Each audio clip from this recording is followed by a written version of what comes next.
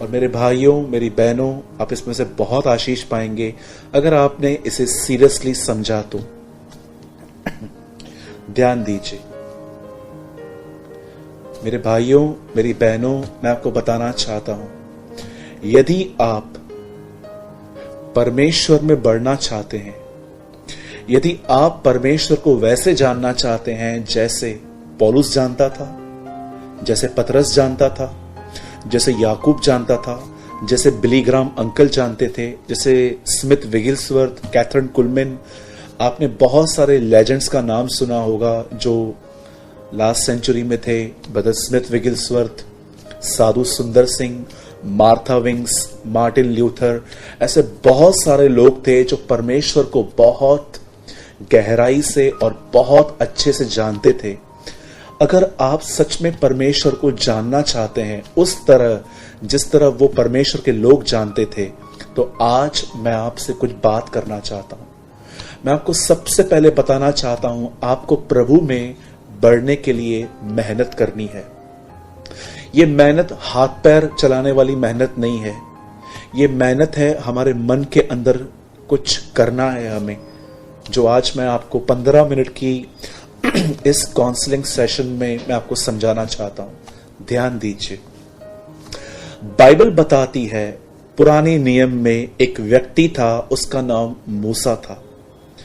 आप जानते हैं परमेश्वर ने उससे कब बात की?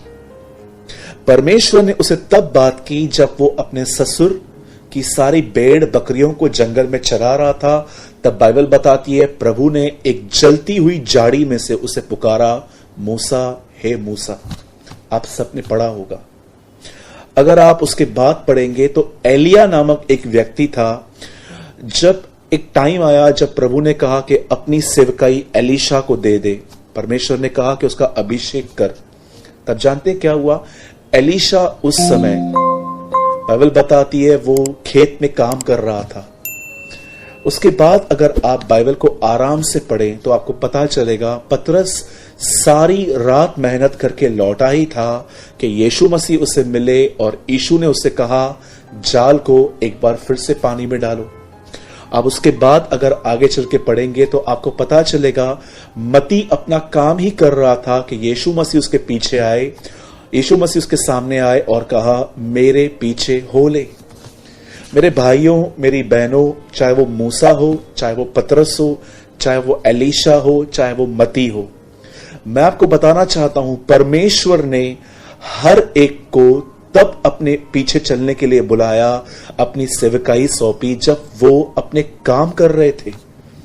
क्यों परमेश्वर ने पतरस को, हर एक को जब बुलाया? इवन आप अगर बाइबल को ध्यान से पढ़ेंगे तो लिखा गया है जो ग्रस्त परिश्रम करते हैं फल का पहला अंश उन्हें मिलता है। अगर आप चाहें तो आप तिमुथियुस में ये वर्ड पढ़ सकते हैं। चाहे वो पतरस हो, चाहे वो यूहन्ना हो, चाहे वो याकूब हो, अगर आप पुराने नियम में पढ़ेंगे एलीशा हो या मूसा हो, इवन अगर आप बाइबल को आराम से पढ़ेंगे तो आपको पता चलेगा प्रभु ने न केवल आदम को अदन की वाटिका और एक पत्नी दी थी हवा, पर बाइबल बताती है प्रभु ने उसे अदन की वाटिका में काम करने के लिए रखा था। मैं आपको बताना चाहता हूं परमेश्वर कभी अपने आप को लेजी लोगों पर, सुस्त लोगों पर, जो इतना खाते हैं और फिर उनको पता भी नहीं चलता कि उनकी नींद कितनी ज्यादा हो गई है, परमेश्वर कभी ऐसे लोगों का वो उद्धार जरूर करता है क्योंकि वो उनसे प्यार करता है। पर मैं आपको बताना चाहता हूं ऐसे लोगों पर वो अपने आप को कभी जाहिर नहीं करता। परमेश्वर का वचन कहता है, यीशु मसीह ने कहा जो डाली फलती है पिता उसे छांटता है ताकि वो और फले। जब परमेश्वर देखता है कि एक आदमी उसे समझने के लिए, उसके करीब आने के लिए मेहनत कर रहा है, तब परमेश्वर अपनी पहचान उस व्यक्ति पर प्रकट करते हैं। आज मैं इससे पहले कि मैं आपको कुछ समझाऊं, मैं आपसे पूछना चाहता हूं कहीं ऐसा तो नहीं ओवर ईटिंग की वजह से आपकी लाइफ में ओवर स्लीपिंग है? अधिक खाना, अधिक सोना, अनडिसिप्लिन लाइफ जीना, परमेश्वर के समय को ना कह देना, बार बार बाद में करता हूं। पर अगर आप ऐसे हैं तो आज आपको उठने की जरूरत है और मैं आपको बताना चाहता हूं आपको मेहनत करने की जरूरत है। ये मेहनत ये मेहनत कोई हाथ पैर चलाने वाली मेहनत नहीं है। ये मेहनत है इस दिमाग के अंदर, इस मन के अंदर परमेश्वर के वचन को थामे रखने की। यीशु मसीह ने कहा उस भोजन के लिए परिश्रम मत करो जो आज खाओगे कल खत्म हो जाएगा, लेकिन उस भोजन के लिए परिश्रम करो। यस, आपने ठीक सुना, वहां लिखा है परिश्रम करो। उस भोजन के लिए परिश्रम करो जो मनुष्य का पुत्र तुम्हें देगा। यीशु मसीह ने जब देखा कि एक भीड़ उसके पीछे आई है और ये भीड़ सिर्फ मछली और रोटी के लिए आई थी, तब यीशु ने इनको साफ किया कि इसके लिए मेरे पीछे मत आओ, लेकिन वर्ड के लिए मेरे पास आओ। मैं आज आपसे पूछना चाहता हूं, आप में से कितने लोग एवरी सिंगल डे इस परमेश्वर के वचन को समझने के लिए मेहनत करते हैं? प्रभु मेरा गवाह है, जब मैं नया नया प्रभु में आया था, आप ट्रस्ट कीजिए, मैं बाइबल को 17 घंटे पढ़ता था। मैं उन दिनों में जॉबलेस था, मेरे पास कोई जॉब नहीं थी। प्रभु के अनुग्रह से बाद में मुझे जब अपना काम मिला, मैं आपको बताना चाहता हूं, जब मेरे पास काम नहीं होता था, मैं 17 आवर्स बाइबल पढ़ता था। मैं आज भी पढ़ता हूं, नो डाउट मैं उतना नहीं पढ़ पाता जितना मैं पहले पढ़ता था, पर हां इतना है कि मैंने प्रभु के वचन को पढ़ने और समझने की भूख आज तक नहीं खोई है।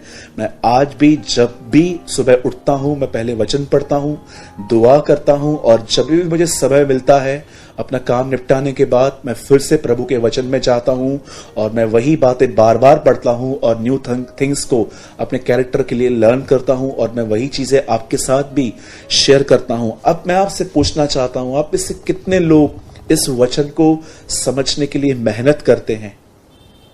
मेरे भाइयों और बहनों, मैं मेहनत वर्ड यूज कर रहा हूं, मेहनत। पुराने नियम में आप देखते होंगे जब एलियाजर दुआ करता है तो प्रभु को क्या कहता है? प्रभु, इसहाक के लिए मुझे एक ऐसी बीवी चाहिए जो मेरे ऊंटों को पानी पिलाए। आप जानते हो ऊंट कितना पानी पी लेते हैं एक टाइम पे? वो हमारी तरह ग्लास में 1-2 ग्लास पी के वो चुप नहीं होते हैं, उन्हें कई लीटर्स पानी लगता है। इनडायरेक्टली एलियाजर ये कह रहा था कि इसहाक की पत्नी हार्ड वर्कर हो, क्योंकि जो ऊंटों को पानी पिलाएगी, जरा सोचिए वो कितनी मेहनती होगी। हमारी तरह उन दिनों में नलके के अंदर नल में पानी नहीं आता था, उन दिनों में कुओं में से पानी निकालना पड़ता था।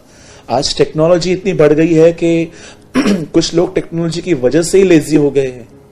मेरे भाइयों, मेरी बहनों, अब मैं आपको समझाना चाहता हूं आपको किस तरह की मेहनत करनी है, और उसके बाद हम बात करेंगे तनाव की, डिप्रेशन की, ओवर थिंकिंग की। लिसन, जो मैं आपको समझा रहा हूं, आप देखते होंगे जब परमेश्वर ने सब कुछ बनाया, इंसान बनाया, उसे रख दिया अदन की वाटिका में, तब प्रभु ने उसे एक ही बात कही थी, तू सब कुछ खा सकता है सिवाय एक पेड़ को छोड़कर। और बाइबल बताती है उसने वही खाया जो उसे मना किया गया था। उसके बाद इंसान परमेश्वर से दूर हो गया और प्रभु ने इंसान को अदन की वाटिका से निकालने से पहले उसे एक बात कही कि एक स्त्री आएगी। ये न केवल शैतान को पर सबको कहा गया था, एक स्त्री आएगी, उसका बीज शैतान तुझे कुचल देगा। आप सभी जानते हैं ये बात शैतान को कही गई थी। जब आदम पाप में गिरा तब प्रभु ने आदम से पूछा कि क्या तूने खाया? आदम ने कहा मुझे हवा ने खिलाया। हवा से पूछा गया क्या आपने किया? हवा ने कहा मुझे सांप ने बहका दिया। जब सांप से जजमेंट स्टार्ट हुई, न्याय की शुरुआत हुई, प्रभु ने उससे कहा सुन, एक स्त्री का बीज तुझे कुचलेगा। और जानते ही हुआ क्या? शैतान कहीं ना कहीं समझ गया कि परमेश्वर एक व्यक्ति की बात कर रहा है जो इस दुनिया में उसे मारने के लिए। शैतान अच्छे से समझ गया कि परमेश्वर एक व्यक्ति के लिए बात कर रहा है जो उसका जन्म ही उसे मारने के लिए होगा। और मैं आपको बताना चाहता हूं, जैसे हवा ने हाबिल को जन्म दिया, केन को जन्म दिया, मैं आपको बताना चाहता हूं शैतान को कहीं ना कहीं ऐसा लगा कि शायद हाबिल ही वो है जो मुझे खत्म करेगा। और आप देखिए उसने केन के द्वारा उस हाबिल को, उस बीज को खत्म कर दिया। उसके बाद आप देखिए आगे चल के फिर से ऐसी बातें होने लगी कि एक मसीह पैदा होगा जिसका नाम मोसेस था, जो इजराइल के छुटकारे के लिए यूज किया गया। और एक टाइम ऐसा आया, फिरौन ने वापस इजराइल के लोगों को मारा और जो मूसा था वो बच गया। लेकिन सब जानते हैं कि मूसा वो बीज नहीं था जिसके बारे में प्रभु ने बात की थी।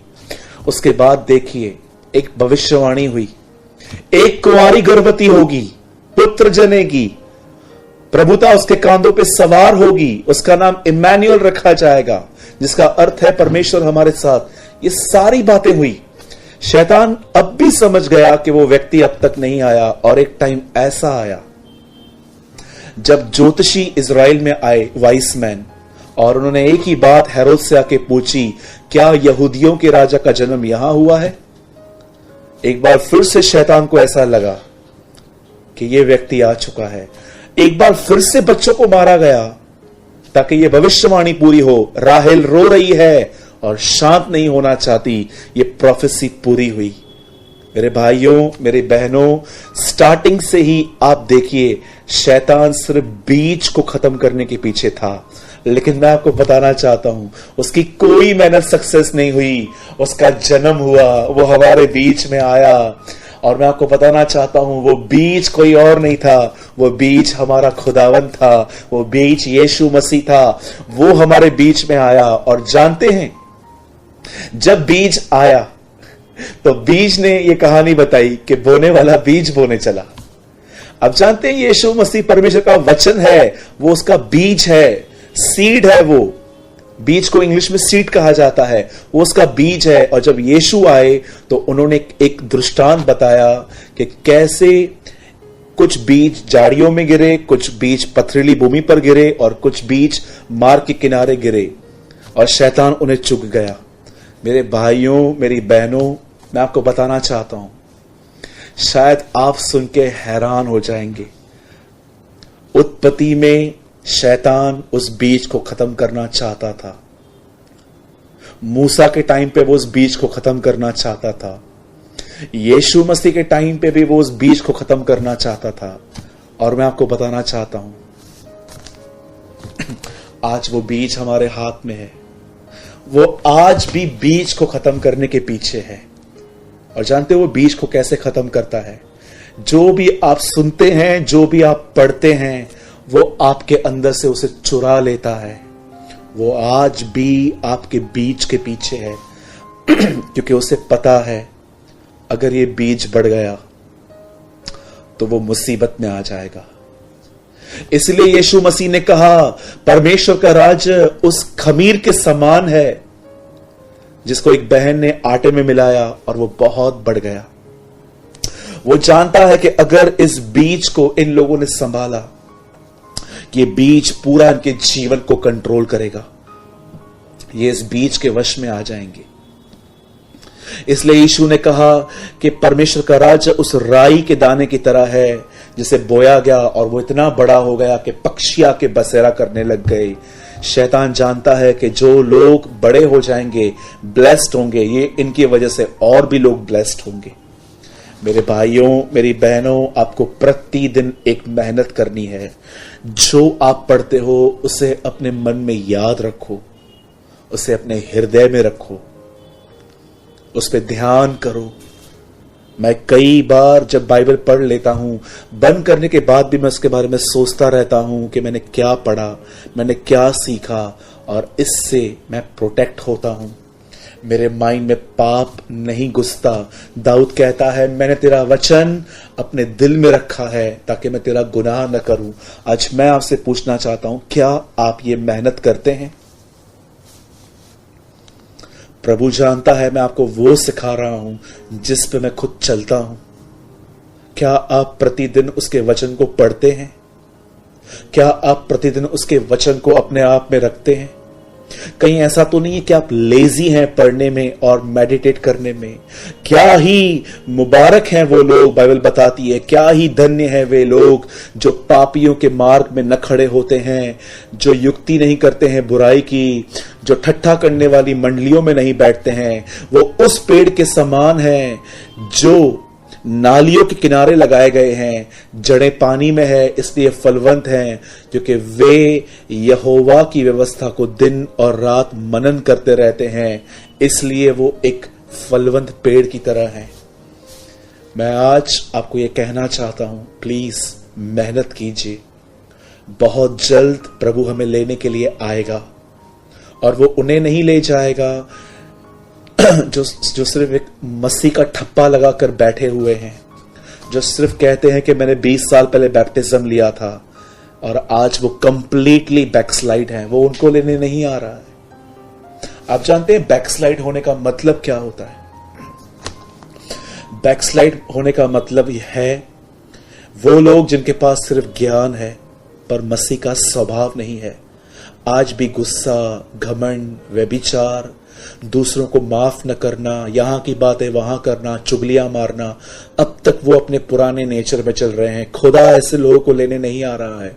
खुदा उन लोगों को लेने आ रहा है जो ईमानदार हैं अपनी आत्मा में और पवित्र आत्मा से भरे हुए हैं, जो मसीह के स्वभाव में चलते हैं। वो ऐसे लोगों को लेने के लिए आएगा।